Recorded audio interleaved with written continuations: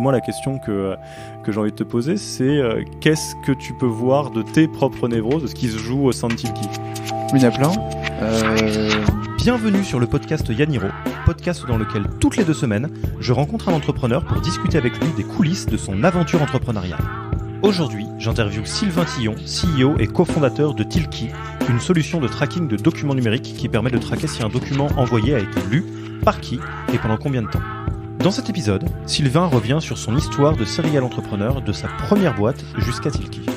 On parle de l'échec, de la manière dont les névroses de Sylvain nourrissent les névroses de Tilki, mais aussi de son premier job et de pourquoi c'est une vraie mauvaise idée d'aller au tribunal sans son avocat. Un grand merci à Sylvain pour sa rare franchise. J'ai adoré enregistrer cet épisode et j'espère que vous y prendrez autant de plaisir que moi. Bonne écoute. Bonjour Sylvain, je suis ravi de t'accueillir là au sein du podcast Yaniro. Et un peu comme le veut la tradition, est-ce que tu préfères que j'essaye de présenter tout ce que tu as fait en voyant si j'ai bien fait mes devoirs, ou est-ce que tu veux le présenter tout seul alors que tu le fais déjà 1000 fois par jour ? Alors j'ai vu que tu étais passé sur mon profil il y a 45 minutes, mon profil LinkedIn. Ouais. Du coup je te laisse faire. Allez, c'est parti. Donc tu es le fondateur avec ton cofondateur qui s'appelle Timothée de Tilki. Tilki est une solution de tracking de documents qui permet, quand on envoie un document de type Propal, livre blanc, de savoir globalement qui a lu, quand, comment, combien de temps, dans quel ordre et est-ce que c'est lu ou pas. Tu cherches un boulot ou... Pas du tout. On en parle maintenant parce que sinon moi je t'embauche. Commercialement c'est très bien. Allez, nickel. D'ailleurs, je peux même te rajouter que vous êtes diversifié sur tout ce qui est Tilki Event et Job aussi. Et d'un peu dans les spécificités au-delà de Tilki, qui est une boîte que tu as montée en 2013, 2014 ? Ouais, fin 2013 et vrai lancement juillet 2014. Voilà, donc vous êtes un peu moins de 30, vous avez levé 2 fois, une fois c'est quoi, donc c'est 500K, je regarde mes notes quand même, et 3,5 millions récemment, mais ça on va y revenir parce que vous avez fait un petit happening vraiment dans votre ADN de renard là-dessus. Je dis renard parce que c'est le logo de Tilki. Et tu as aussi fait pas mal de parler de toi récemment parce que dans ton côté serial entrepreneur, tu as fait beaucoup d'entreprises avant, très différentes de Tilki. T'as pas mal de choses à dire sur des grands sujets comme l'échec, vivre, mourir, laisser mourir, je sais pas, n'importe quel autre. Ouais, laisser mourir sa boîte. Moi j'essaie plutôt de garder le sourire et d'avancer et de me dire que c'est qu'une phase, même quand il y a des phases qui sont pas drôles. Parce que pour l'avoir vécu, c'était vraiment pas drôle, mais au final je suis toujours là et ça fait du bien d'en parler parce que c'est une sorte de thérapie quotidienne que de ressortir ça, mais aussi je me dis qu'à l'époque moi j'ai peu entendu ce discours et que ça m'aurait fait du bien de voir que j'étais pas seul à échouer, à planter, à être dans la merde, à vivre des galères, et que c'est quelque chose que les entrepreneurs partagent pas toujours parce qu'on a souvent un masque, le masque du commercial souriant et qui est successful, sauf qu'au quotidien quand on regarde sa glace le soir, il y a des moments où soit on n'est pas fier de ce qu'on a pu prendre comme décision, soit on est complètement perdu et on sait plus trop où on va, mais on peut pas le montrer ni à ses collaborateurs, ni à l'extérieur. Et du coup, on est un peu seul. Donc c'est un moyen d'échanger, de parler sur le sujet pour que les gens disent, tiens, il y en a d'autres qui, comme moi, vivent ça. Et tu me disais, avant qu'on commence l'interview, que là, t'as le téléphone qui sonne toutes les 2 minutes pour des gens qui te disent, ouais, moi aussi, j'ai lu ton article. Je viens de publier une petite interview sur l'échec et comment potentiellement s'y préparer à bien échouer. Alors j'ai dit dans l'interview que c'est horrible de dire ce mot-là, bien échoué, mais qu'en fait on peut éviter le suicide. Il y a d'autres... Ce qui est toujours ça de prix. Ce qui est toujours ça, tout à fait. Et qu'il existe des solutions et elles sont pas... il n'y en a pas 50 000, il y en a quelques potes entrepreneurs bienveillants qui ont connu des galères et qui sont capables d'écouter, d'aider, de soutenir sans juger. Et moi c'est vraiment 2-3 potes comme ça qui m'ont permis de sortir la tête de l'eau. Aujourd'hui, il y a maintenant 2 associations très bien, notamment une 60 000 rebonds, qui est un peu partout en France. J'aimerais en profiter pour passer un petit coucou à Bruno Tesson, qui se reconnaîtra, qui travaille là-bas, ancien DG du réseau Entreprendre. Ouais, c'est des réseaux qui sont assez proches et où c'est des entrepreneurs qui ont connu ces moments de galère et qui du coup seront de très très bons conseils sur comment le gérer, comment dépasser ça. Il y a aussi Second Souffle à Lyon, si je dis pas de bêtises, qui est une autre association qui fait ça. Et le troisième, alors c'est très surprenant, c'est le tribunal de commerce en fait. C'est pas que des enculés. Ce ne sont pas que des gens de l'administration qui sont là pour faire du mal. Si on va les voir avant la cessation de paiement et qu'on a vraiment envie de continuer sa boîte et qu'on a envie de se sauver, mais qu'on a eu une galère de trésor, qu'on a un client qui n'a pas payé, qu'on a une surcharge de dépenses qu'on n'avait pas trop prévue, ils peuvent vous aider avec du mandat ad hoc, c'est-à-dire vous gelez vos dettes pendant 1 an pour que vous puissiez remonter votre trésor et dans un an, soit vous négociez vos dettes avec chacun des fournisseurs, soit vous remboursez tout le monde parce que vous êtes reparti bien, soit vous mettez en procédure de sauvegarde. Enfin, il y a plein de dispositifs financiers et juridiques qui peuvent vous aider. Et dans tous les cas, le juge ou le président du tribunal de commerce, c'est un peu comme votre banquier. Plus vous le prévenez tôt, plus votre dossier sera traité le jour où vous arriverez face à lui avec un dossier liquidation. Ce que ça m'évoque, j'avais écouté une interview d'un entrepreneur qui s'appelle Fibre Tigre. Je sais pas si ça te parle. Il fait de la fiction. Enfin, c'est un auteur de fiction et il a pas mal de bonnes formules et il dit que globalement, il y a beaucoup de choses dans la vie. Il faut les voir comme des super pouvoirs. C'est-à-dire, tant que tu l'as jamais vécu, ça fait peur, c'est effrayant, un procès, une liquidation, et qu'une fois que tu l'as fait, c'était peut-être pas rigolo, mais au moins tu sais comment c'est. Et tu peux passer peut-être à autre chose ou l'appréhender un peu différemment. Donc tout ce qui est partage d'expérience sur la fin de la vie d'une boîte, je pense que c'est bon à prendre aussi dans ce sens. Ouais, après faire attention à ces super pouvoirs, parce que dans ma première boîte, j'ai eu 1, 2, 3 procès pour des conneries. Un concurrent qui m'a copié mais qui m'a attaqué pour pas que je puisse l'attaquer et qui a fait appel évidemment, donc je compte ça comme 2 procès, et une commercial qui m'a volé des produits et qui voulait pas me les payer. Donc assez simple, mais c'est des trucs qui durent très longtemps, qui coûtent très cher, qui sont très fatigants, et que j'avais trouvé mes avocats pas très très bons à l'époque, mais très chers. Voire je déprimais quand j'avais été au tribunal écouter la plaidoirie de mon avocat. Et du coup, le 4e procès, c'est une banque qui m'a attaqué pour une caution que je ne pouvais pas payer et que j'avais essayé de négocier avec eux, qu'ils n'avaient pas voulu négocier. Et comme j'avais acquis ces super pouvoirs, d'avoir vécu le truc plusieurs fois, de maintenant me sentir habitué, et que je suis un grand fan de Suits, The Good Wife et autres séries juridiques à la con sur Netflix. T'as mis ton plus beau costume. J'ai mis mon plus beau costume et j'y suis allé tout seul. En mode, je vais me représenter moi-même. Mais en fait, ça marche pas comme ça. et là, j'ai fait quelques âneries. Et du coup, j'ai repris un avocat derrière. Donc, attention, super pouvoir avec ces sujets-là. Parfois, il y a des spécialistes et c'est bien aussi de leur donner la main quand c'est nécessaire, même si on peut s'investir dans le sujet. Mais là, pour l'anecdote, je suis allé du coup au tribunal pour plaider ma cause par rapport à cette caution pas payée, où je n'étais pas du tout d'accord avec la banque, ce qu'elle me reprochait, ni même avec la caution d'ailleurs qu'elle me demandait. Le juge m'appelle à la barre, j'arrive, je dis bon, monsieur, il me demande si je suis OK avec ce qu'on me reproche, je dis non, je vais vous expliquer pourquoi. Il me fait je m'en fous, vous allez l'écrire. Non, c'est bon, j'ai écrit sur ma petite feuille, là, je vais vous dire pourquoi je suis pas d'accord. Je dis, non, en fait, vous allez l'écrire pour que la partie adverse ait 3 semaines pour vous répondre sur vos arguments. Ok, après il se passe quoi? Vous avez 3 semaines pour répondre à leurs contre-arguments. Ok, ensuite, eux vont répondre à leurs contre. J'ai dit mais ça dure combien de temps? Mais c'est pas comme ça dans Suits là et dans toutes les séries. Ça va plus vite. Pas. Il fait et je lui dis ça dure combien de temps tout ça? Il fait si vous êtes rapide 6 mois, au pire 12. Je dis quoi, 12 mois? Enfin, je reviens toutes les 3 semaines ici pour apporter mes arguments, alors que la banque en face est sous la gueule du monde. Il fait non mais monsieur Tillon, on parle pas comme ça de criminel déjà. Et deuxièmement, vous allez suivre la procédure. Oh putain, le con. Donc voilà, donc catastrophe. Et surtout qu'en sortant de la salle, je vais voir l'avocate adverse et je lui dis bon, allez, arrêtez vos conneries, enlevez là tous les frais que vous m'avez rajoutés. Par contre, maintenant j'ai gagné ma vie depuis 1 an, je peux vous payer la caution que je vous dois. Mais on reste à la somme de départ, pas les 50% que vous m'avez mis en plus. Du coup, on arrête, j'ai pas envie de dire toutes les 3 semaines, c'est con. Je me sens pas en faute, mais je préfère arrêter là et finir ce truc. Et elle me répond, monsieur Tillon, désolé, moi j'ai pris le dossier. Je ne suis pas du Crédit Mutuel, qui était la fameuse banque qui m'attaquait.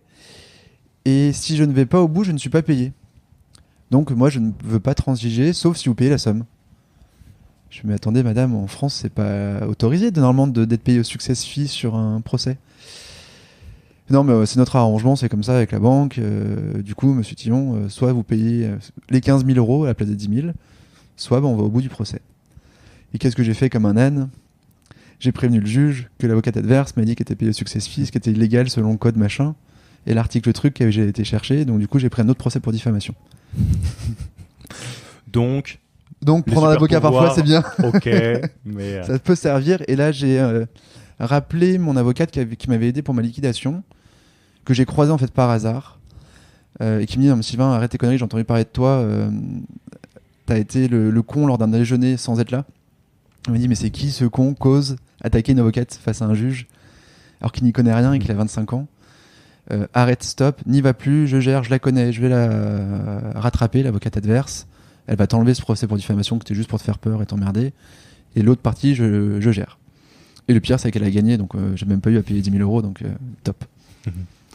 Mais alors ça, alors je vais faire une transition qui va te sembler un petit peu cryptique au démarrage, mais on va très vite retomber sur nos pattes. On avait un petit peu parlé avant l'interview de ton côté, de ton rapport à l'injustice notamment. Est-ce que c'est quand même pas mal quand on lançait une boîte ambitieuse. J'ai vu donc tu as partagé un article il y a pas longtemps qui disait, en substance, je te paraphrase à peine, c'est bien beau d'embaucher un Chief Happiness Officer si vous managez comme une casserole. Voilà, là c'est ma libre interprétation de ton article, mais enfin globalement, ce que ça dit, c'est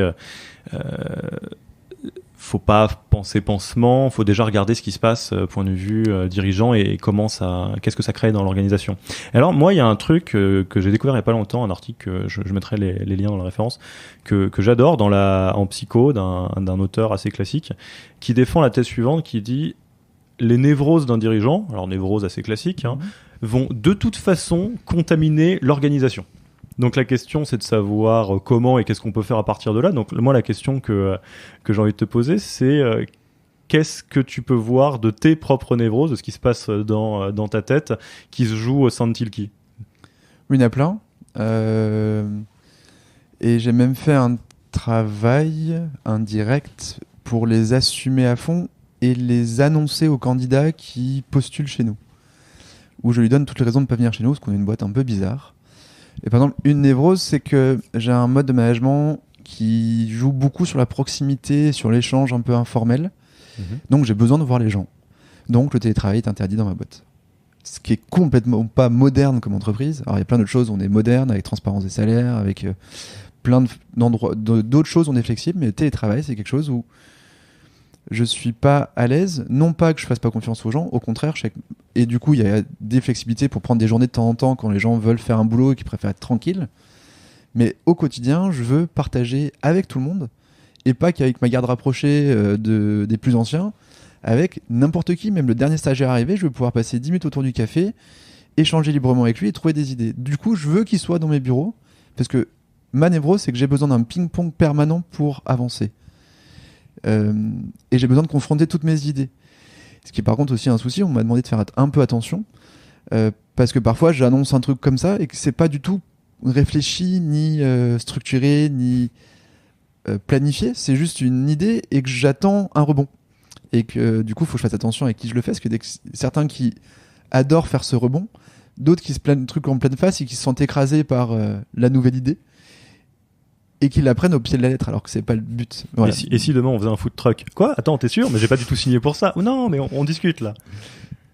Mais comme là, on va faire des cookies renards pour les prochains salons. Par exemple. Donc on a acheté un rouleau à pâtisserie cookies renards.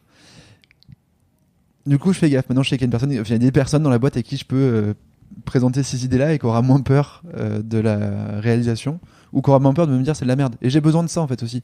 J'ai besoin de gens qui sont capables de me dire c'est de la merde et elle retombe sur tes pieds là, et parce que c'est pas possible, c'est juste pas notre projet, c'est pas la prio, ça a pas de sens.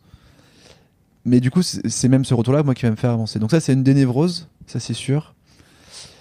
Dans les autres, j'ai besoin de défis permanents, donc je vais me remettre en danger régulièrement, alors soit sur des idées managériales où on va péter l'orga complètement, on va changer complètement la façon de travailler, la façon de recruter, parce que j'ai envie de tenter autre chose et j'ai besoin de ça, moi, pour me nourrir, pour apprendre et pour m'éclater au quotidien. Donc c'est une autre névrose où je vais me mettre en danger, donc je vais mettre tout le monde en danger régulièrement. Par exemple, en voilà deux. Et je suis sûr qu'on peut en trouver d'autres. C'est des névroses donc on peut tourner aussi évidemment par son côté positif, parce que c'est un peu comme ça que ça marche aussi. Il y a plein d'avantages à fonctionner comme on fonctionne, hein, même quand c'est un peu différent. Et ça t'est déjà arrivé ou ça t'arrive encore que ça crée des problèmes ou ça crée des difficultés des gens qui le vivent mal, parce que toi fatalement t'es à l'aise, ou au moins t'as l'habitude de fonctionner comme ça vu que tu impulses, que tu le veuilles ou non. Mais est-ce qu'il y a des fois où Ouais, on me le dit après, ouais. Des collègues qui sont plus proches qui peuvent me dire sinon la tête déconné sur cette annonce parce que ça a fait peur à certains ou ça a été pas pris de la bonne façon par certaines personnes. Mais du coup c'est rattrapé parce que ils me connaissent, 2 on a écrit ces névroses. Et pas que les miennes, celles de la boîte, parce qu'en fait c'est des névroses de boîte qui sont certes impulsées par moi au début, mais aujourd'hui il y en a d'autres qui impulsent des névroses dans cette boîte. Par exemple, ça donne quoi la névrose de la boîte qui sont pas forcément que les tiennes?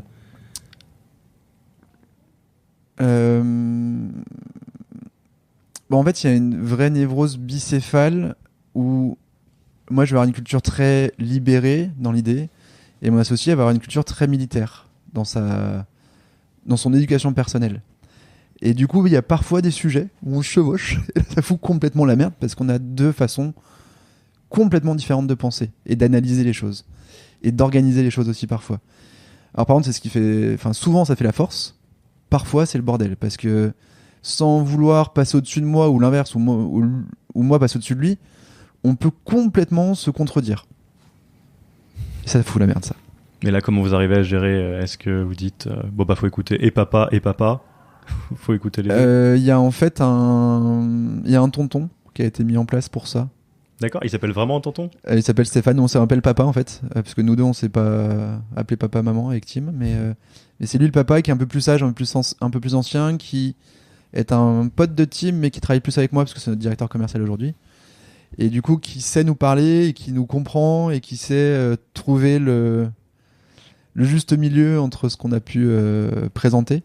Donc il fait un peu le médiateur et le tampon vis-à-vis de certains membres de l'équipe. C'est pour ça que j'appelle le tonton, le parrain, c'est celui qu'on va voir quand on s'engueule avec ses parents et qui est rassurant parce qu'il prend un peu de recul et qu'on écoute un peu plus parce que il n'y a pas de lien direct. Bon, le parrain, tu vas aussi le voir pour finir dans du béton. Hein. C'est un autre parrain, ça. Plus globalement, avant qu'on reparle un peu de la genèse, des différentes boîtes, comment tout ça s'est organisé, on a vraiment le sentiment, quand on t'écoute parler, quand on voit un peu ce que tu postes, que tout ce qui est managérial, ou du moins un peu ce qui se passe dans ta boîte, au-delà de ce qu'elle fait, ce qu'elle délivre, c'est un truc qui est vachement important pour toi. D'où ça vient, selon toi? D'une expérience un peu folle à 18 ans à Malte. Je voulais apprendre l'anglais en vivant l'anglais au quotidien. Je suis parti 6 semaines là-bas. J'avais billet d'avion payé par mes parents et c'est tout. Fait que je me démerde sur place pour trouver un logement et pour payer ma bouffe. Enfin, payer mon logement et ma bouffe. Donc j'ai travaillé, mais c'est le but de travailler pour parler anglais. Et je me suis retrouvé cuistot, mais en salle, parce qu'à l'époque, Malte ne faisait pas partie de l'Union Européenne, donc j'avais pas de visa de travail, donc il fallait me cacher. J'avais 18 ans, j'étais fan de cuisine, mais j'avais jamais travaillé en cuisine. Et j'ai appris plein de choses incroyables. Et il y a plusieurs trucs qui m'ont choqué, gêné, emmerdé. La première étant qu'on était payé en fonction de notre nationalité. Donc les plus payés de l'heure, c'était les Maltais, devant les Italiens et Français, parce qu'on était censé savoir cuisiner, qu'on avait du goût. Devant un peu le reste de l'Europe, Serbes, Roumains et autres, qui étaient présents et qui, eux, parfois, avaient des compétences en cuisine. Et encore devant les Libyens, qui étaient considérés comme des singes, donc qui n'avaient pas le droit de toucher à la nourriture. Et c'était dit comme ça dans les cuisines. Les singes étaient à la plonge, les Libyens étaient à la plonge. Ce qui est ultra choquant. D'autant plus que les Maltais foutaient rien. C'était insupportable de voir ceux qui étaient le plus payés qui produisaient le moins, et ceux qui étaient pas très bien payés, les Serbes et Roumains, ceux qui faisaient tourner la cuisine. Et sans eux, on n'avait plus de pain maison. Parce qu'il n'y avait que le Roumain qui savait faire ça. Sans le Serbe, on avait plus de pâtes maison non plus, parce que c'est le seul à savoir faire les pâtes artisanales. Après, c'est refaisable, mais à son rythme de production, c'était impossible. Et les mecs étaient moins bien payés que moi de l'heure. Je trouvais ça fou, quoi. Donc il y a eu ce premier truc-là où je me dis, merde, il y a un souci. Parce que là, limite, il y avait transparence de salaire, on le savait, hein, combien on était payé. Ouais, mais par contre, il y avait beaucoup d'injustice. Mais une injustice très forte, quoi. Et le deuxième truc, c'est un autre truc où j'ai trouvé un peu d'injustice et je comprenais pas et je suis allé voir le chef pour lui demander, il m'a envoyé paître. C'est les pourboires. Ok, tu donnes un pourboire parce que le serveur était sympa, parce que tu as bien présenté les plats et ce qui est venu avec un grand sourire. Mais tu as aussi un pourboire parce que c'était bon. Parce que le serveur a beau être très sympa, si c'est pas bon, généralement tu vas pas laisser de pourboire. Et pour autant, nous en cuisine, on ne touchait pas la queue d'un radis d'un pourboire. Et je ne comprenais pas cette logique, sachant qu'on finissait comme les serveurs, qu'on faisait même 1 heure de plus que les horaires qui étaient payés, et qu'on n'avait jamais ce côté-là. Et que je suis allé voir le chef en disant, je ne comprends pas, je comprends qu'il y ait 70% peut-être pour les serveurs, parce que c'est eux qui font ce travail et c'est eux qui récoltent. Mais c'est aussi grâce à nous, donc que nous on soit motivés, et qu'en plus on voit que les clients ont été contents, ça fait du bien, pas qu'au porte-monnaie, ça fait du bien à l'ego et la motivation. Et il m'a répondu, tu comprends rien, c'est pas ton sujet, de toute façon même entre chaque serveur ils ont des pourboires différents et c'est très bien comme ça. Et pareil, ça, je me suis dit, le jour où je peux avoir la main sur ce sujet-là, j'aimerais le faire différemment. J'aimerais réfléchir à une autre méthode qui me semble plus juste. Voilà, donc c'était ça le point de départ. Après, il y a aussi ce point de départ dont je parlais tout à l'heure. Hein, plus il y a de défis, plus ça me fait marrer. Et plus on me dit de faire quelque chose, plus j'ai envie de faire le contraire pour voir si ça marche. Donc il y a plein de moments où je suis juste dans l'envie de faire différent. Parce que j'aime bien me faire mes propres idées des choses, que j'aime bien beaucoup expérimenter et que j'aime pas suivre la méthode traditionnelle ou la méthode théorique qu'on peut apprendre à l'école ou que les anciens un peu moins naïfs ne vont plus oser faire et vont te dire bah voilà, nous on a fait comme ça donc faut reproduire. Non, j'ai envie de faire autrement. Peut-être que je me planterai, mais j'apprendrai quelque chose. Donc là, effectivement, on l'a dit tout à l'heure, mais par exemple, il y a la transparence des salaires chez Tilki, enfin même tellement transparent que n'importe qui peut le savoir maintenant même. Mais même en entretien, on l'annonce. On annonce voilà. le salaire des gens qui sont présents pendant l'entretien, le salaire des collègues et de son leader, enfin de son chef. Il y a beaucoup d'autres choses. Et est-ce qu'il y a des nouvelles choses qui te grattent un peu la tête? Alors, chers collaborateurs, collaboratrices de Tilki. Ouais, mais ils le savent. J'ai déjà testé parce que si c'est nouveau, ça s'anticipe un peu. Mais c'est pas encore mis en place. L'innovation, attention, 2019 sera d'envoyer mes collaborateurs sales, marketing, support une semaine par an en télétravail dans notre bureau londonien, parce qu'on ouvre un bureau londonien fin d'année, et dans notre bureau allemand qu'on va ouvrir au premier trimestre 2019, et qui seront tous obligés d'aller vivre une semaine. Alors, en quoi c'est nouveau? L'idée, c'est on est 30 à Lyon, une super dynamique, on se connaît bien, on est copains. En dehors du boulot, on se voit aussi beaucoup, on fait plein de choses et il y a une vraie culture de boîte. On va ouvrir un bureau avec 3 pauvres gars à Londres qui vont galérer, qui auront très peu de leads entrants, qui auront très peu de succès à fêter et qui seront 3. Et on veut qu'ils sentent qu'ils font partie de Tilki et que c'est pas une succursale londonienne qu'on ouvre parce qu'il faut le faire pour les médias, pour les investisseurs. C'est un rachat ou c'est des recrutements que vous avez fait là-bas? Londres, c'est recrutement. On ouvre de zéro. Et Allemagne? On discute pour un rachat. D'accord, ok. On aimerait bien, après on verra si ça se donc fait il y pas. a potentiellement d'autant plus de questions de faire en sorte que tout le monde se sente à la maison, quoi. Ouais, mais limite c'est plus important à Londres qu'en Allemagne parce qu'en Allemagne, si on arrive à racheter une boîte, on ne veut pas complètement les transformer. D'accord, ouais. On veut aussi leur laisser leur méthode, on va pas leur imposer la transparence des salaires ni les commissions partagées dès le début. On va essayer de voir comment ils font et aussi d'apprendre d'eux, parce que ça se trouve ils font des choses qui marchent très bien et qu'on peut aussi répliquer chez nous.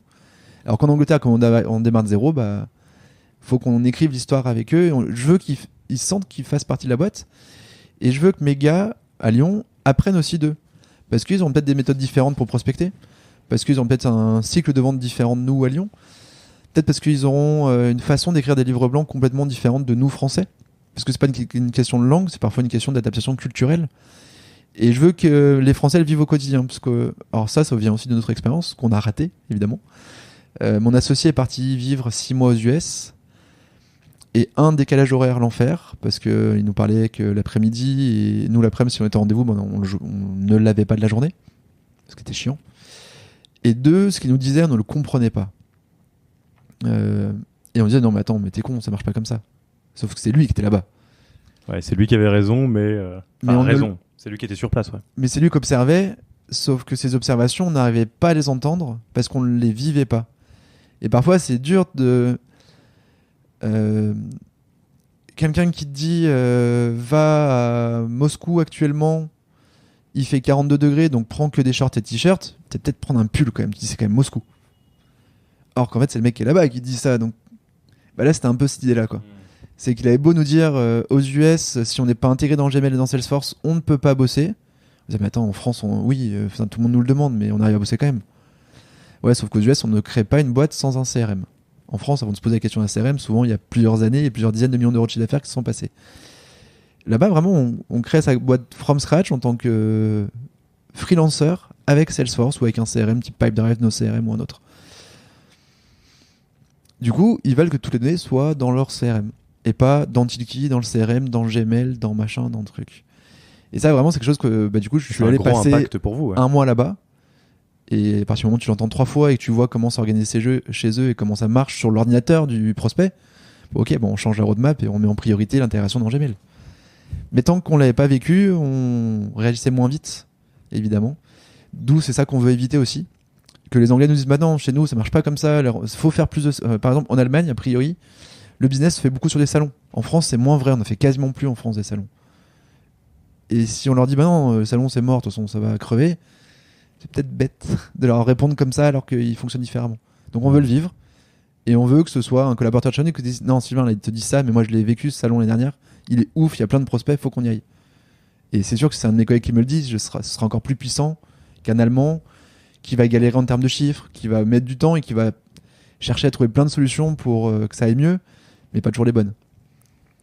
Et à l'inverse, dans tout ce que tu as un peu expérimenté, enfin vous avez expérimenté Timothée et toi, sur des choses un peu managériales, manière d'organiser la boîte, est-ce qu'il y a des trucs que vous avez dû arrêter parce que ça marche pas quoi, ou qu'il n'y avait pas levé de bouclier ou quoi, mais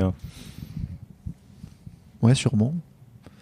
Je te parle de ça parce que ça m'est déjà arrivé de parler avec des entrepreneurs et des entrepreneuses qui avaient un vrai souci de faire une boîte dans laquelle il fait bon vivre et qui, pour X raisons, à un moment donné, ça marche pas. Et c'est difficile de faire le bien de quelqu'un s'il veut pas, quoi.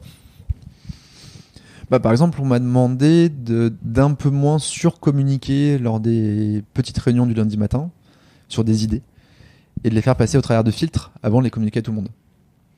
Pour éviter d'effrayer tout le monde sur un truc qui n'est qu'une idée, en fait. C'est ce que je donnais comme exemple tout à l'heure. Donc ça, je sais qu'on a dû le changer, alors qu'avant, je présentais mes trucs là pour voir s'il y a quelqu'un qui prenait la balle au bon et qui s'en chargeait. Qu'est-ce qu'il y a d'autre ? Qu'est-ce qu'on a pu faire d'autre comme conneries ? Ouais, peut-être un peu de survendre la boîte au début, alors qu'aujourd'hui, on va plutôt chercher à faire le contraire et mettre en place un contre-entretien pour dire toutes les raisons pour lesquelles il ne faudrait pas venir dans la boîte. Il y a des raisons comme le télétravail qui sont pas cool, mais que je préfère que ce soit ultra clair dans la tête du candidat qui va venir chez nous, qui va accepter l'offre qu'on lui fait.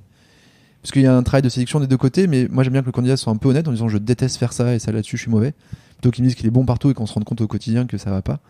Et l'inverse aussi, c'est que moi je lui dis qu'on est dans une boîte géniale alors que les salaires sont corrects mais c'est pas les meilleurs salaires du marché, qu'il n'y a pas de télétravail pour certaines personnes c'est super important, qu'il n'y a aujourd'hui pas de ticket resto, c'est pas prévu à court terme, qu'il n'y a pas de bureau indépendant. On est tous en open space, il y a des salles de travail, on peut se caler, mais il n'y aura jamais de bureau fermé. Qu'est-ce qu'il y a comme truc bizarre ? On a une grosse culture du pré-travail et du post-travail, du café à 8h ou de la bière à 18, ou le café aussi, ou le coca, pour échanger sur la journée. Pendant la journée, on bosse, on essaie d'être sérieux et à fond, mais on a besoin de ces petits moments qui font presque partie du temps de travail, parce que finalement, on fait à peine 35 heures sur la semaine de temps devant l'ordi, de temps de boulot, mais qu'on a 1 heure par semaine à prendre sur ces moments off pour croiser des collègues qui font pas du tout la même chose, pour me croiser moi, pour se retrouver autour de sujets qui sont plus ou moins boulot, mais ça revient souvent à ça.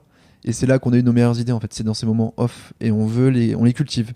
Mais du coup, il faut accepter de donner un peu de soi et de mêler un tout petit peu le perso. Et pareil, donc c'est une des 12 règles. On dit attention, ça c'est pas cool. On vous demande de vous livrer un peu.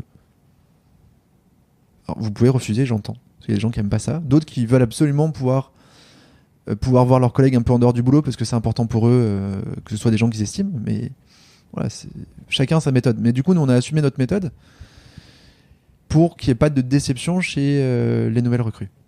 Et qu'elles puissent pas me dire bah non, moi ça me fait chier de vous voir à 18h le soir et je veux jamais être là. Ouais, mais c'est un peu la règle. Donc du coup, soit viens le matin, parce qu'il y en a qui sont là plutôt le matin, qui préfèrent être là le matin.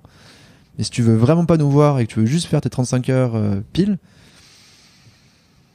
bah en fait c'est même pas ça qu'on te demande. On te demande aussi de faire des choses dans les 35 heures qui sont pas directement des tâches productives.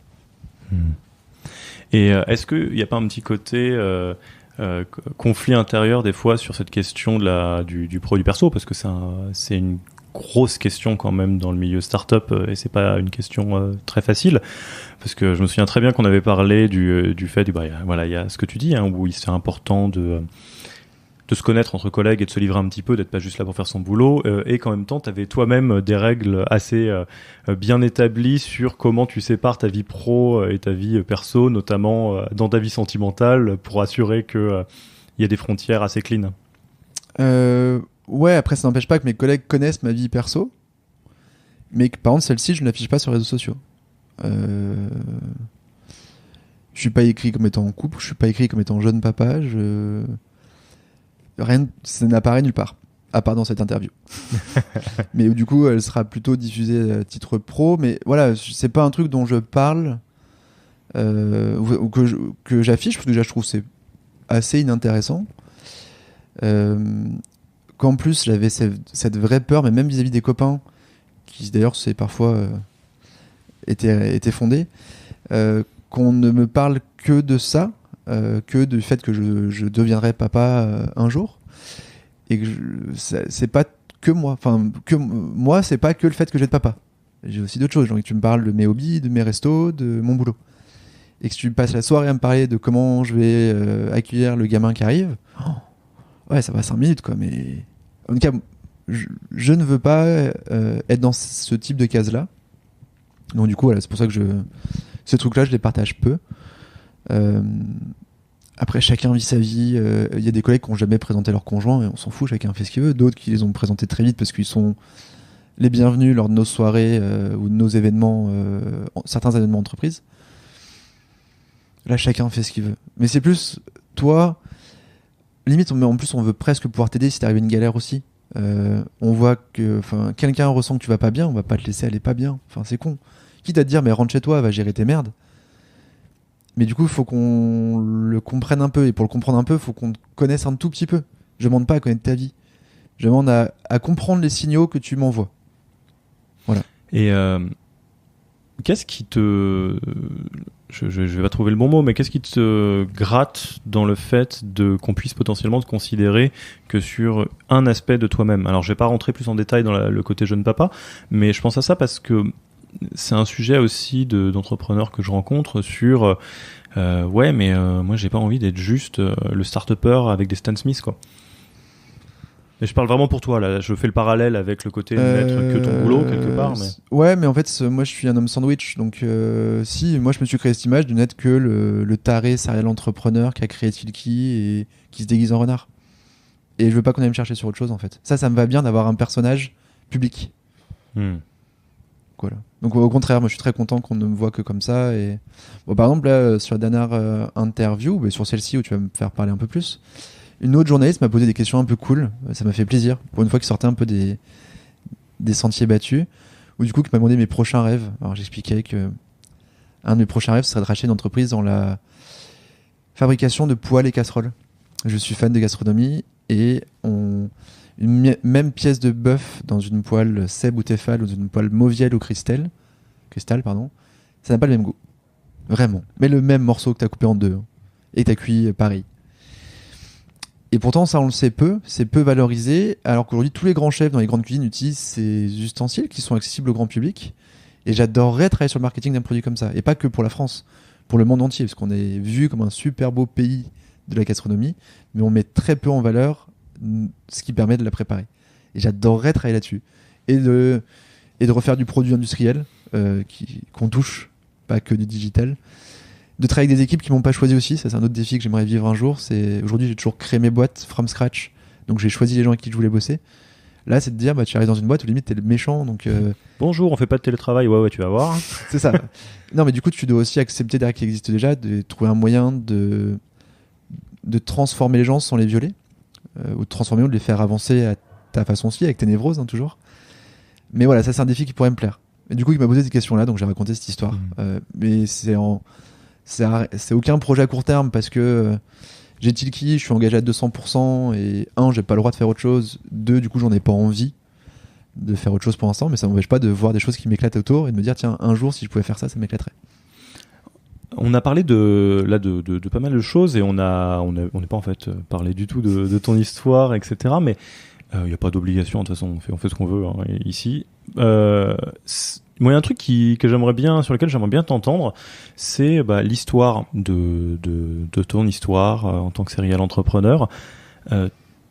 Comment tu la raconterais si on te force pas à rentrer dans des jalons, et surtout comment est-ce que tu la raconterais si tu te forces consciemment à éviter un effet post-rationalisation, création de ma propre légende, j'ai sorti l'épée du rocher, déjà tout petit, je vendais des limonades, etc. Tu le fais comme tu veux, vraiment. Ça commence où tu veux, ça termine où tu veux. Mais en fait, je te pose la question parce que l'histoire d'entrepreneur, c'est toujours très intéressant pour d'autres personnes qui pensent à monter leur boîte ou qui sont en plein dedans. La post-rationalisation, pour moi, ça l'est beaucoup moins. Et moins drôle, ouais. Pas du tout de parents entrepreneurs, donc pas du tout baigné là-dedans. mais pour plein de raisons, toujours eu besoin de me différencier pour que mon papa me regarde. Voilà, ça vient de là. Qui se disent, putain, il fait des choses, c'est pas con. Donc j'ai toujours fait plein de petites choses depuis que je suis adolescent qui m'éclataient pour gagner de l'argent, pour faire des petits boulots, pour suivre des projets passion. Par exemple? J'ai bossé en pizzaiolo, donc d'abord en livraison, après en cuisine. J'ai organisé la plus grosse soirée étudiante de prépa à l'époque à Paris. Mais ça avait pris 3 mois alors que j'étais en prépa et que je me suis éclaté à faire cette soirée, à rencontrer des DJ incroyables et faire des trucs de fou. Ce voyage à Malte pour apprendre et l'anglais et la cuisine. Bon, voilà, des trucs un peu comme ça, un peu à côté. Et première année d'école de commerce, on doit tous faire un projet virtuel de création d'entreprise. J'ai cette idée de bijoux pour cheveux qui me vient complètement par hasard, qui a rien à voir en fait. Je vois pas les couleurs, je connais pas la coiffure, mais voilà, ça me fait marrer de découvrir un nouveau monde et je sentais que le projet avait un peu de potentiel. Et à la fin, je suis sélectionné parmi les 12 meilleurs projets, je finis 11e sur 12. La légende dit qu'une très jolie femme, c'est vrai, elle était très très très jolie, vient me voir en me disant Sylvain, tes bijoux sont moches, ton équipe elle tient pas la route, mais j'adore ton concept, ton idée de mettre des boucles d'oreilles de cheveux, trucs qui servent à rien, qui sont juste jolis. Voilà ma carte, si tu vas plus loin, je t'invite à dîner à Paris pour que tu m'expliques l'idée d'après. 2 choses étaient vraiment très très jolies, donc j'avais vraiment envie de me faire inviter par elle. Deuxièmement, il y avait écrit L'Oréal sur la carte. Troisièmement, normalement je devais partir en stage à l'étranger comme tout étudiant de l'EM de première année. Et en fait j'en avais peur, j'avais pas de réseau, je voulais pas faire un truc de merde. Et l'échappatoire était de créer sa boîte. Donc, 1, il y avait l'envie de revoir cette jolie femme. 2, l'envie de tenter mon expérience seule, alors que tout le monde me disait que ça marcherait pas, que c'est trop compliqué. Mes parents les premiers, mais c'est un moyen aussi encore de me faire remarquer. Et 3, il y avait ce stage à l'étranger où j'avais rien trouvé qui me passionnait. J'avais regardé un peu ce qui existait, mais n'ayant pas un réseau de dingue, les missions que j'avais trouvées ne me faisaient ni marrer, ni en termes de pays, ni en termes de job. Et du coup, je me dis pourquoi pas créer ma boîte pour éviter ce stage et pour faire mon propre truc. Donc voilà, ça c'est quelque chose que je n'ai jamais dit. La boîte, l'enfer des premiers mois où tu sais pas par quelle boule prendre, tu dois faire un produit mais t'as jamais industrialisé quoi que ce soit. Et mon associé Vincent, un super copain, on crée la boîte à 50-50 avec chacun un prêt étudiant qui au bout de 3 mois va retrouver un pote qui était en stage lui à New York dans la finance, qui gagnait sa vie correctement en stage et qui revient en disant mais qu'est-ce qu'on est con à bouffer des pâtes et sans savoir si un jour on fera un euro de chiffre d'affaires. Lui est défrayé de 1800 € par mois en stage dans la finance, mais je vais faire pareil quoi. Enfin, c'est 1800 fois plus que nous donc et en plus beaucoup moins risqué, beaucoup plus cool. New York c'est trop cool, je vais faire la finance. Bon ok Vincent. Sauf que là les premières merdes parce que on n'avait pas écrit de pacte, donc du coup il a voulu me vendre ses parts. On avait créé la boîte avec 15 000 €, 7 500 € chacun. Il m'a proposé de racheter ses parts à 75 000 €. Évidemment, j'en avais pas les moyens et pas envie. Donc là, on s'est brouillé à mort, ce qui fait que depuis 15 ans, j'ai jamais revu ce Vincent. Et qu'en plus, à l'école, il y a eu les pro-Vincent, beaucoup, et moi, tout seul, parce qu'à la fin, j'avais réussi à trouver une combine d'avocats véreux pour couler la boîte pour 12 000 € et je récupérais 100% de la boîte. Donc au final, il a accepté de vendre ses parts pour 10 000 €, que du coup, j'ai racheté. Mais dans l'histoire, il n'y a que lui qui a gagné l'argent au final, parce que vu que la boîte a fini au tribunal, lui a gagné 2 500 €. Et derrière, des galères dans tous les sens, parce que les Français se sont foutus de ma gueule en me disant ton truc ça marchera jamais, de toute façon tu comprends rien, t'as 20 ans. Que les seuls qui m'ont dit ok on fabrique c'est des Chinois. Du coup j'ai dit ok, de toute façon les Chinois disent souvent oui, ils disent rarement non, donc on a essayé avec eux à signer des premiers beaux contrats, mais avec des galères de production, de livraison incroyables. Mais toujours en y croyant quoi. Il y avait une folie derrière tout ça qui était et une énergie folle. Là, t'es tout seul à ce moment-là dans cette boîte? C'est Lucifer, c'est ça? Ouais. Je me réassocie avec une MBA de l'EM Lyon qui me rassure terriblement par son expérience, sa maturité et le fait que ce soit une femme aussi du coup qui connaisse presque mieux les clientes avec qui on allait vendre ses bijoux, et un designer ultra talentueux de Paris où lui c'était plus compliqué parce que à distance on se comprenait peu. Pourtant c'est quelqu'un vraiment de génial, il y a plein de trucs que je n'ai pas assez écouté. Mais alors lui il s'éclatait dans l'aventure entrepreneuriale, vivre ça avec nous. Sauf que ça a été un des premiers à me dire cette erreur-là. Le système D c'est cool, la ligne startup là, c'est génial. Au bout d'un moment, quand tu lances ton produit, s'il est pas complètement fini, pour des clients B2C, ta photo elle est moche, ton produit partira pas. Et c'est lui qui me dit, mais non, si on prend une mannequin, on fait un truc de ouf, et ok, ça nous coûtait 10 000 balles, mais on aura une photo pour nos 3 prochaines années dans tous les pays du monde. Et j'ai jamais mis ces 10 000 euros pour faire cette séance photo. Par contre, j'ai mis 6 fois 2500 euros pour faire des séances photo avec des pseudo-mannequins. Mais en fait, sur ces 6 séances, je crois que j'ai pas une photo dont je suis fier. Et je dis pas que c'est ça qui a fait planter la boîte, mais c'est un exemple parmi d'autres que la peur de l'échec, un peu. Parce que du coup, si je mettais 10 000 et que je faisais une mauvaise séance photo, j'étais mort, il n'y a plus de boîte. J'ai plus de trésor, je pouvais plus refaire une séance. Alors qu'en mettant 2500, je me donnais la possibilité d'en refaire une 6 mois après. Donc il y a cette peur-là de pas réussir, d'être en dessous de mes attentes, mais qui finalement c'est que je vais arriver toujours en dessous, mais en disant c'est pas grave, j'ai pas trop payé. Et d'être même dans le produit, on était encore trop en système D à faire un truc qui était pas nickel, mais parce qu'on n'avait pas l'argent, qui fait tout de suite qu'on rend des clients, donc on a vendu un peu vite, ce qui a aussi créé la déception. Donc voilà. Ils m'ont accompagné très vite quand Vincent est parti de la boîte. Et de toute façon, je suis incapable de créer seul. Après, ça ne veut pas dire que je continue toujours avec mes associés, parce que dans toutes mes boîtes, je me suis séparé de mes premiers associés. Timothée, si tu nous écoutes. Non, bah, il y en a eu un avant. Et maintenant, Tim, c'est bien loqué, ça y est, c'est écrit. On a trouvé un moyen de travailler ensemble efficace et on se sentait bien l'un et l'autre. Mais aussi, j'espère de me faire de moins en moins d'erreurs là-dessus, parce que maintenant, j'écris des packs de plus en plus costauds qui anticipent pas mal d'événements possibles dans la boîte. C'est un autre super pouvoir, ça. Et que de toute façon, dans ces packs, maintenant, j'écris comment on se sépare. Donc, limite, il y a moins de stress aussi. Parce qu'au pire, on peut essayer. Si ça va pas, on a une règle qu'on peut suivre pour se séparer proprement. Donc ça, c'est la partie Lucifer. Après, tu as lancé Sido, si je dis pas de bêtises. Alors pareil, là, ce qui est hors légende, c'est que un pote m'a lancé... On faisait des confs pour expliquer que l'entrepreneuriat, c'est cool. On avait 2-3 cours à droite à gauche. C'est en parallèle de Lucifer ou en bien parallèle Lucifer, de c'est Lucifer, terminé, tu lances autre chose, ouais. Parallèle. Parce qu'on me demande, parce que j'ai 22 ans et qu'il y a 15 ans en France, un gamin de 22 ans qui a créé sa boîte n'avait pas 10 000 comme aujourd'hui. Il y en avait 2, dont je faisais partie. Et ce pote-là notamment. Et du coup, on se retrouve à faire ces confs, machin, on s'éclate à donner des cours. Et on se rend compte que... Oh putain, je me rappelle, je crois que c'était à la fac. À la question « Pourquoi vous n'entreprenez pas ?»,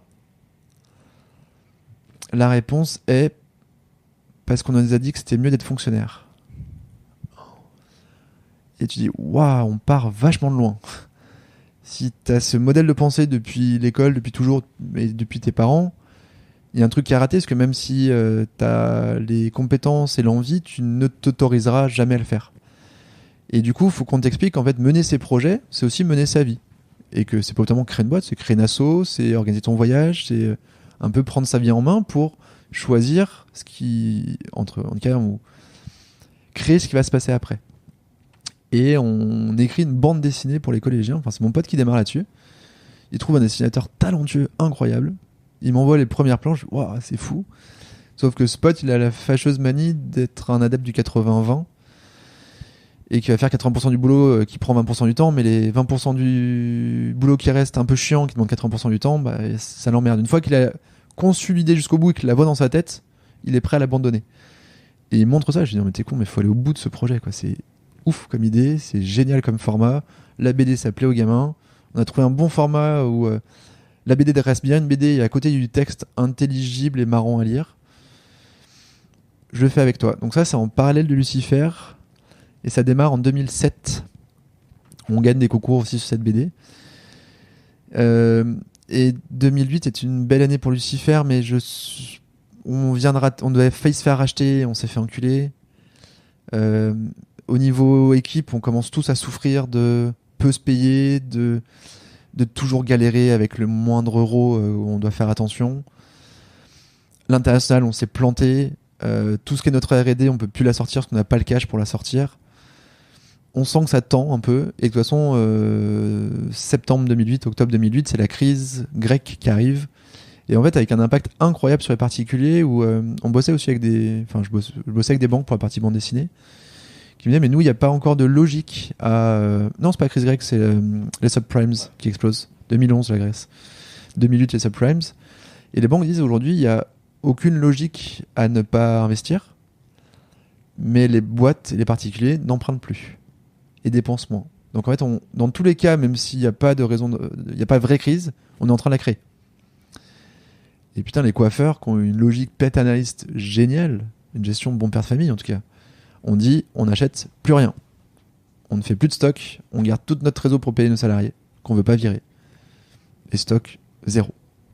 Et notre carré de commande, il diminue de 60% du jour au lendemain. Avec même le gros salon mondial de la coiffure et de la beauté, qui est un event, enfin un salon à Paris, où en 3 jours, on fait 30% de notre chiffre annuel. Annulé, faute d'exposants. Bon, 60% de perte de carré de commande, plus ce salon qui est annulé, morale à zéro. On fait une belle année 2008, mais on sent que ça pue. En plus, avec la vente ratée, on sait qu'on n'a plus de solution. Et je crée à ce moment-là ce qui va devenir Sido. Donc en fait, j'ai commencé à me désengager avant la liquidation. Donc j'ai eu un rebond un peu facilité par ça, dans le sens où je vis très mal, hein, cette fin de Lucifer qui est horrible pour tout le monde. Mais j'ai déjà un truc en tête qui me permet de pas sombrer. Et qui me rassure comme quoi je vais être capable au moins de me payer le SMIC. Parce qu'il y a aussi des questions financières. J'avais 0 hein, et des dettes.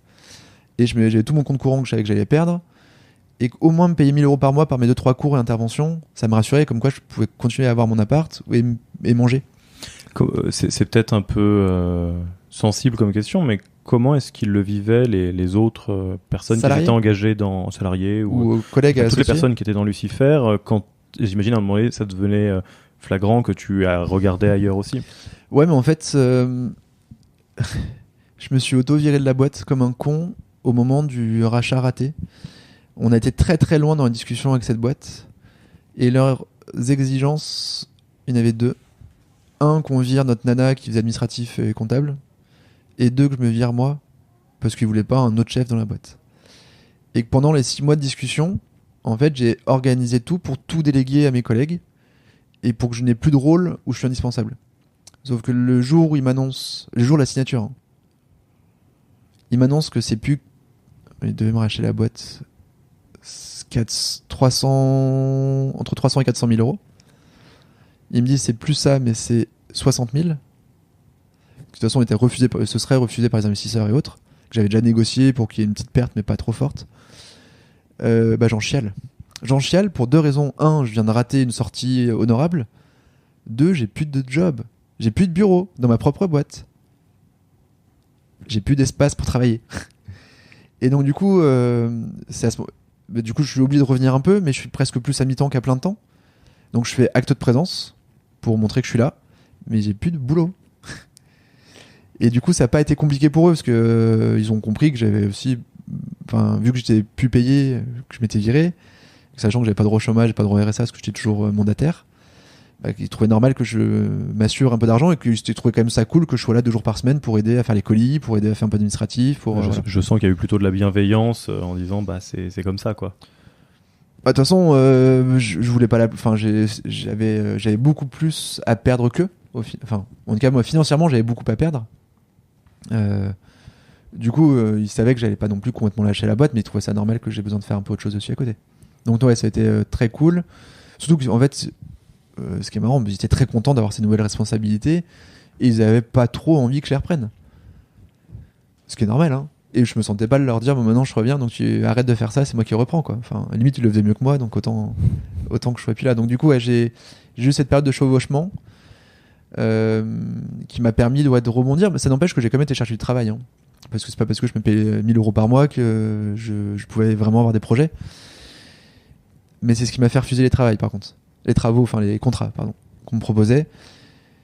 Ils vont pas être contents, les Parisiens qui m'écoutent, mais entre un 2100 € net à la Défense et un 1400 € net à Lyon, où je fais ce que je veux et ce que j'aime, en fait, il n'y avait pas de sujet, quoi. Il y avait soit pas de mission, après j'ai très mal cherché du travail dans des boîtes qui me correspondaient absolument pas, mais plus dans un but de me rassurer, de rassurer mes parents, comme quoi j'étais capable de trouver du travail en audit et en conseil dans des grosses boîtes. Alors j'aurais dû chercher des PME où on me donnait des rôles d'intrapreneuriat où j'aurais pu plus m'éclater. Mais comme j'ai trouvé que des jobs de consultant stratégique ou consultant CRM, j'ai pas signé et j'ai relancé une aventure, mais sans savoir où j'allais. Et cette fois-ci, je n'ai pas écrit de business plan. Enfin, si, on a écrit 3 pages. Tourné autour de ce qu'on voulait faire, de comment on voulait s'organiser, du nombre de vacances qu'on voulait prendre et du salaire qu'on voulait se payer.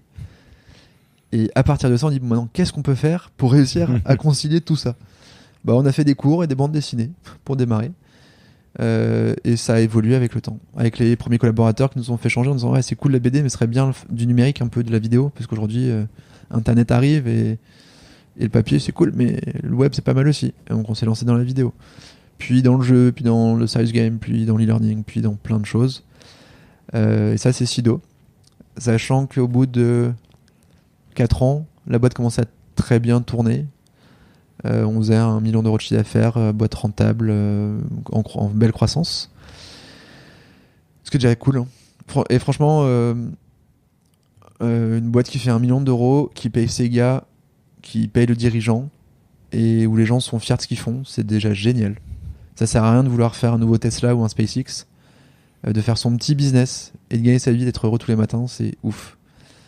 Ça empêche que je suis un peu taré, qu'un collègue m'a créé un espace web pour que je puisse envoyer des propositions complexes, lourdes et jolies à des clients, à des prospects, des propositions commerciales. Et que j'avais mis des trackers dedans un peu par hasard. Par hasard. Je fais des guillemets sonores là. Non, mais je savais pas, en fait, c'est juste que j'avais mis du Google Analytics dessus, parce que c'était sur mon site web, et que je vais beaucoup regarder mes stats, parce que j'aime bien savoir ce qui se passe sur mon site. Et que ce jour-là, j'y vais pas tous les jours. Ce jour-là, je vais consulter mon site, je vois qu'il y a des visiteurs sur mon site, je regarde quelle page il regarde, et il est sur ma proposition commerciale. Et sachant qu'il y avait que lui qui pouvait y accéder, parce qu'il y avait un mot de passe pour y accéder. Et du coup, je l'appelle.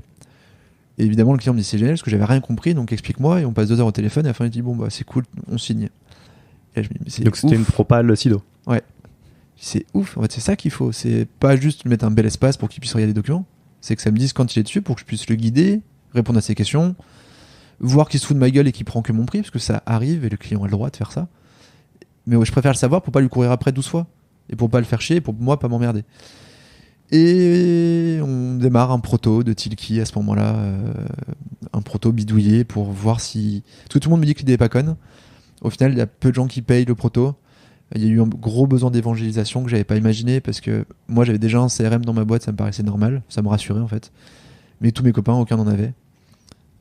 Plein de même de belles PME, ils n'en avaient pas non plus. Donc quand je leur disais mais c'est quoi votre taux de transformation aujourd'hui, ils me disent bon quoi ?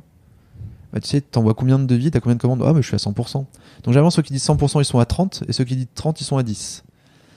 Parce que tu vas dire, mais ce devis-là, tu me dis que t'es à 100%, mais celui-là, a priori, il est perdu. Mais ouais, mais ça, je le savais. Mais pourquoi tu lui as envoyé un devis alors ? Ah. Donc, faut tous les compter ? Bah ouais, tu prends ta liste de devis, tu vois combien sont transformés en commandes.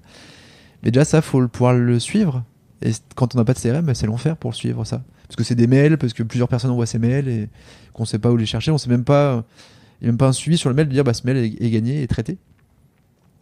Donc du coup, ça a été beaucoup plus long que prévu. Et voilà Tilki, sauf que Tilki, l'erreur que j'ai pas voulu reproduire de Lucifer, c'est d'y aller sans argent. Je savais que pour faire le projet que j'imaginais, il me fallait un peu de cash. Qu'en plus, moi, j'allais quitter une boîte trop cool, Sido, où j'étais bien payé, où je m'éclatais, pour un truc où je ne voulais pas ne pas être payé. C'est une règle, je ne veux plus ne pas être payé. C'est plus le même moment dans ta vie aussi, t'as vécu d'autres choses. Moi, même pas que ça, c'est que la motivation chute aussi faute d'argent. Donc ouais, on peut ne pas se payer 6 mois, mais au bout d'un moment, on n'a plus de vie sociale, parce qu'on peut plus, on va plus à la bière avec les potes, parce qu'ils vont nous offrir la bière 1 fois, 2 fois, 3 fois, au bout d'un moment on se sent pas bien. On peut plus aller au resto avec eux, on peut plus prendre de vacances, on n'a pas de cash. Au niveau amoureux, c'est compliqué aussi, que ce soit le conjoint qui assume tout le temps, parce que du coup on le vit pas bien. Limite on va refuser les vacances, alors que c'est lui qui dit je les paye. Hein. Je dis mais non, moi je veux pouvoir participer, là je peux pas, donc on n'en prend pas, on garde des sous. Sauf que ça fait chier les deux en fait de pas partir en vacances. Encore plus celui qui avait les moyens d'y aller.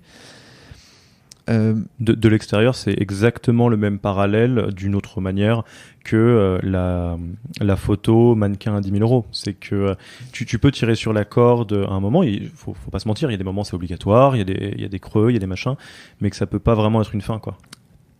Exactement. Même pour toi, précisément. Et qu'en plus, c'était une raison de mon échec de Lucifer, c'est que je n'ai jamais cherché à gagner de l'argent. Aussi. Pas assez. Parce que je m'en foutais un peu. parce que je vivais bien que 500 € par mois. Et que je m'étais toujours dit, si je fais plus que 0 de résultat net ce mois-ci, je me paierai. Sauf qu'en tant que commercial de base un peu con, une fois qu'on a atteint son 0, on arrête l'effort. Alors déjà, parce que du coup dans Sido, mon 0 c'est 6% de résultat net. Alors après, pendant les 4 ans où j'ai été dirigeant commercial de cette boîte-là, on a toujours fait 6% de résultat net. J'ai embauché ma remplaçante, qui est géniale, et on lui a dit de monter les prix. Mais comme c'est pas sa boîte, elle a monté les prix. Et on est passé à 10% de résultat net. Parce qu'elle... En un clic. Et quasiment. Que j'ai jamais réussi à faire. Donc voilà, ça c'est une autre anecdote. Et donc... Et ouais, je voulais me payer, donc du coup je suis allé lever des fonds. Mais attends, avant ça, hors légende, donc l'histoire c'est que Sido tout roule, tout se passe bien, et que vous découvrez, ou tu découvres par hasard... C'est pas moi, truc... c'est un copain qui me fait ça. Hein. C'est moi qui découvre l'impact, mais c'est un copain de la boîte qui me crée la plateforme. Oui, mais enfin, en tout cas, c'était pour un besoin de Sido, et que tu te dis, attends, il y a peut-être un truc à faire, et puis ça m'éclate, quoi. Ouais, avec le défi du produit, où j'avais après aussi atteint un peu mon seuil d'incompétence chez Sido, où... Ça fait combien de temps, Sido ? Maintenant, ça a 9 ans, là, ça avait 4-5 ans à ce moment-là. Ouais. Où je me sens pas mauvais manager sur les 10 premiers collaborateurs, un peu moins au-delà. Pas assez présent déjà parce que je suis beaucoup en déplacement, c'est ce qui me fait marrer et du coup c'est compliqué quand on a un manager qui est pas là. Que même je me sentais incapable de monter les prix parce que c'était trop mon idée et que j'avais peur de décevoir mon client alors qu'on a toujours eu un niveau de surqualité incroyable, mais comme je me vendais un peu moi, même problème qu'avec Lucifer à l'époque, hein, je vendais mon idée de bijoux pour cheveux, j'étais presque tenté de l'offrir parfois pour que les gens la prennent. Enfin, prennent mes bijoux ou prennent mes idées de pédagogie. Et donc voilà, pour ces raisons-là, c'était presque un bon moment pour moi de lâcher un peu la barre.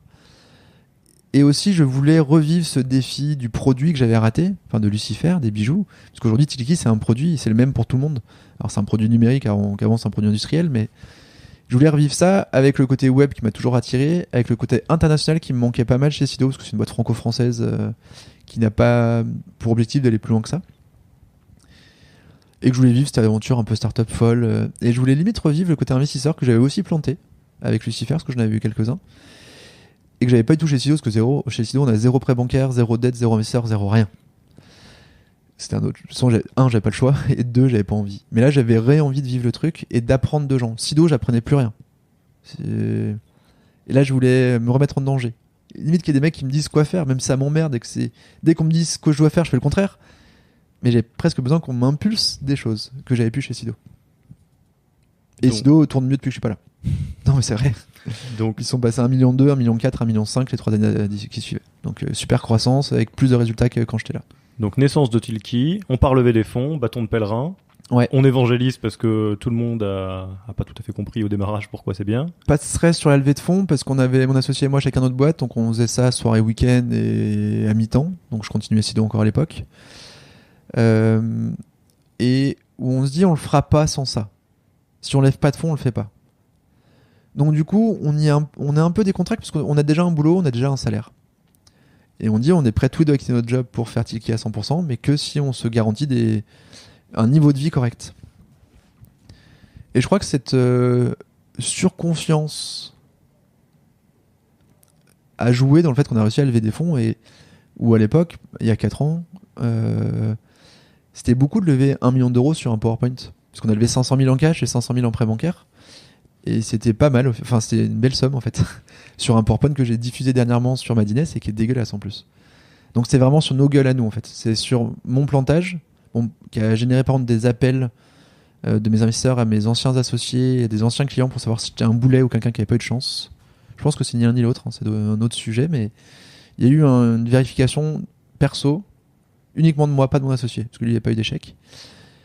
Et le fait qu'on ait chacun une boîte qui marche, Sido pour moi et mon associé c'était Oxfose, qui a une petite web agency qui tournait bien, qui a une belle image sur le marché à Lyon. Et du coup on a beaucoup joué là-dessus en disant voilà, on a déjà vécu des erreurs, plein, on en fera d'autres mais pas les mêmes. Et là on est vraiment ambitieux et on a vécu la boîte de service cool, mais on se fait chier tous les deux et maintenant on vivre un truc de ouf du produit international. Et je pense que ce discours-là a un peu plu, c'est ce qui fait qu'on a fait une belle levée. Et donc là, la boîte se développe. Non, putain, ça a mis 2 ans. Ah ouais.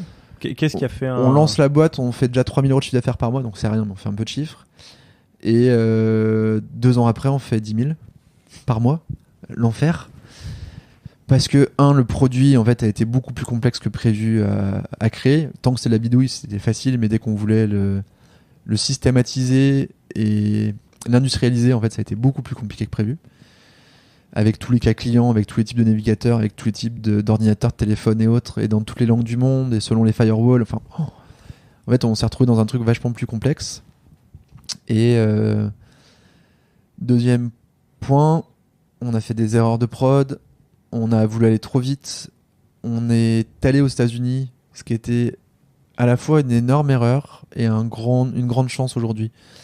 On s'en a découvert en allant là-bas, mais au bout de 12 mois, 12 mois de boîte, donc on n'est pas de clients en France, mais on va comme aux US, ce qui est con, mais marrant. C'était un peu ton fantasme au démarrage, de dire je veux faire de l'international. Ouais, sauf qu'on se rend compte que le marché est plus américain que français, qu'on se rend compte que le marché n'est pas très mature, qu'aux US il y a déjà des concurrents, donc pourquoi pas les regarder. Sauf qu'en allant là-bas et en présentant Tilki à des prospects qui utilisent soit des concurrents, soit rien, on se rend compte qu'on a fait un putain de produit franco-français pour des Français. Et pourtant, tout est écrit en anglais. Mais ça correspond à une façon de vendre à la française et pas une façon de vendre à l'anglo-saxonne. Et donc là, on revient en France, on dit on fait tout à poubelle, on repart de zéro et on crée un socle qui est adaptable culturellement ou qui est plus neutre, qui fait qu'on paraît moins français. Donc on a reperdu une petite année. Donc ouais, heureusement qu'on avait bien levé parce que ça nous a permis de tenir 3 ans et de perdre cet argent en 3 ans.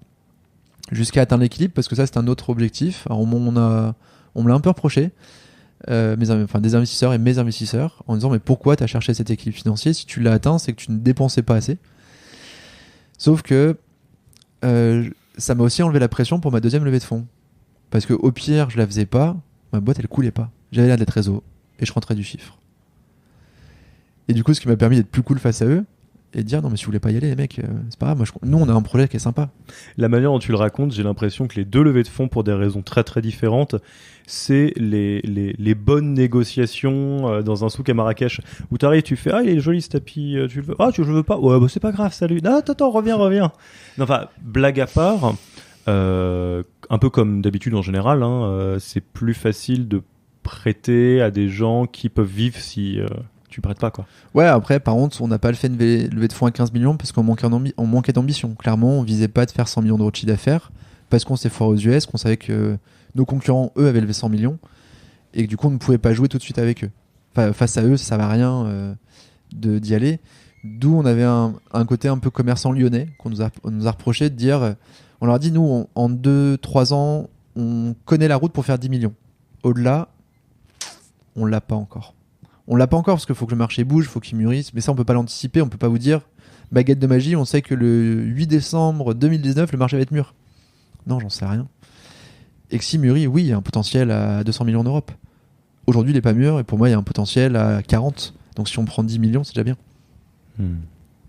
Et là, donc le prochain chapitre de ta vie avec Tilki, alors pas forcément que les poils aient racheté une boîte, tu le vois comment donc? Parce que ça coïncide avec la levée de fonds la dernière à 3,5 millions, c'était il n'y a pas si longtemps que ça. Ouais. Là, c'est l'ouverture du bureau à Londres qui est le prochain défi. Donc, mettre en place une équipe là-bas. Et je suis super content parce qu'on a une collègue de Lyon, anglaise, qui est avec nous depuis 2 ans, qui va aller s'installer là-bas. Donc, c'est cool parce qu'on aura une vraie personne qui connaît très bien la boîte et très bien les produits, qui sera sur place. Et l'Allemagne où fin septembre, du coup l'interview sera peut-être diffusée après, mais on va rencontrer des premières boîtes avec qui on commence à discuter. Et ça c'est une vraie excitation, quoi. Ça va être vraiment marrant. Cette partie-là en plus les Allemands sont tellement différents dans la façon de travailler que ça va être très très très très drôle. Donc ça c'est les gros projets. Après aujourd'hui j'ai besoin de ces projets parce que j'ai moins de rôle opérationnel. Il y a des gens très bons, meilleurs que moi à chacun des postes de la boîte. Et du coup, je suis un peu en charge de ces nouveaux projets-là, de ces nouveaux défis-là. Donc voilà, pour l'instant, c'est ça. D'arriver à dépasser les 5 millions d'euros de chiffre d'affaires annuel récurrent et mettre la boîte en vente. D'ailleurs, ça fait partie des 12 règles qu'on donne aux nouveaux collaborateurs pour qu'ils ne soient pas déçus chez nous. La boîte sera vendue dans les 3-5 ans. Après, on l'espère. Limite, il y aura un succès si elle est vendue.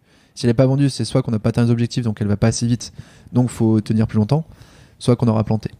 Mais ça, c'est je trouve que c'est vraiment un super mouvement, et puis c'est très très honnête et transparent de mettre ça dès l'entretien de recrutement, parce que je suis toujours assez surpris. Alors déjà, parmi les fondateurs, de voir que des fois il y a un angle mort sur quand j'investis, quand j'ai des investisseurs, j'ai des actionnaires, eux évidemment c'est un exit qu'ils cherchent, et puis il y a même pas de mal à ça, c'est le modèle tel qu'il est. Mais quand tu arrives au cran de salarié de start-up, ça peut être encore beaucoup plus, l'angle mort peut être encore beaucoup plus gros, ce qui est normal. Ce qui est horrible, c'est quand t'es salarié, que t'apprends ça dans la presse alors que ton patron te l'a même pas dit, que t'as été vendu. Ça arrive, hein. Ouais, je sais. Et ça je le conçois pas.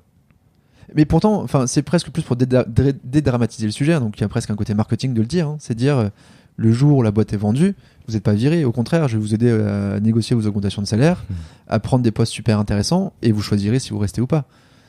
Et de toute façon, moi je ne suis pas parti non plus, hein. Le jour où je serai racheté, on va m'obliger à rester 2 ans, donc, et que j'espère qu'on trouvera un repreneur qui nous choisira pour notre différence et notre capacité d'innovation, et qui nous prendra pour faire ça et pour continuer à faire ça.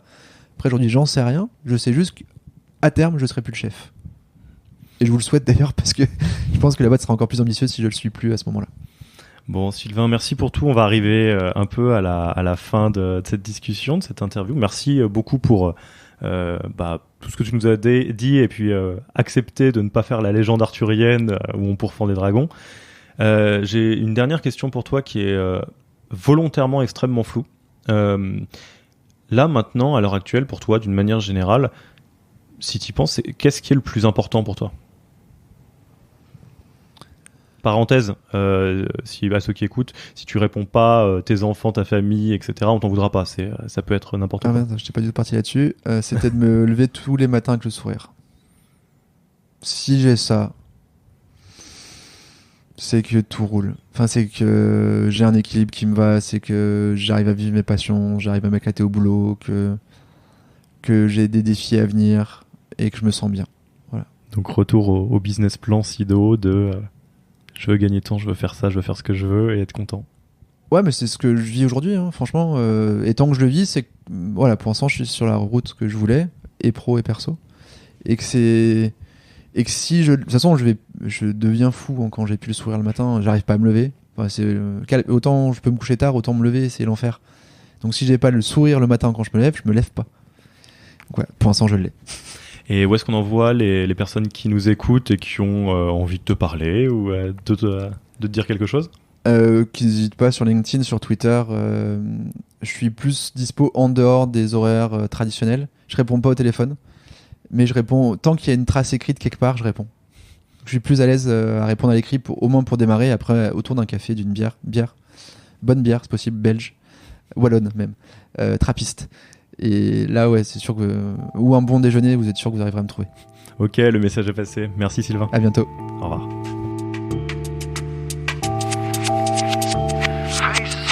Merci d'avoir écouté cet épisode. Si ça vous a plu, abonnez-vous à Yaniro Podcast sur votre application de podcast. Également, si vous écoutez sur iTunes ou sur Apple Podcast, laissez un avis 5 étoiles.